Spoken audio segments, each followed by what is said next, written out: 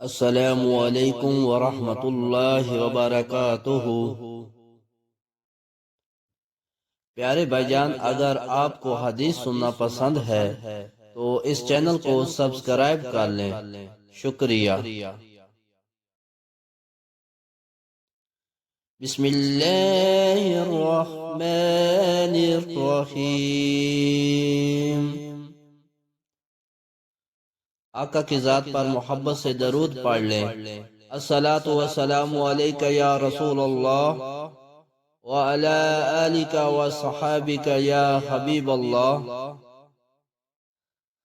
حضرت ابو ہریرہ رضی اللہ عنہ سے مروی ہے، رسول اللہ صلی اللہ علیہ وسلم نے فرمایا، تین باتیں ایسی ہیں اگر کوئی ان کو حقیقت اور سنجیدگی میں کہے تو حقیقت ہے، اور ہنسی مزاح میں کہے تو بھی حقیقت ہے: نکاح، طلاق اور طلاق سے رجوع۔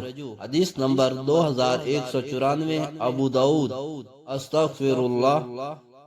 حضرت ابن عمر رضی اللہ عنہما سے روایت کرتے ہیں، نبی صلی اللہ علیہ وسلم نے فرمایا، اللہ کے ہاں حلال کاموں میں سب سے ناپسندیدہ کام طلاق ہے۔ حدیث نمبر 2178، ابو داؤد۔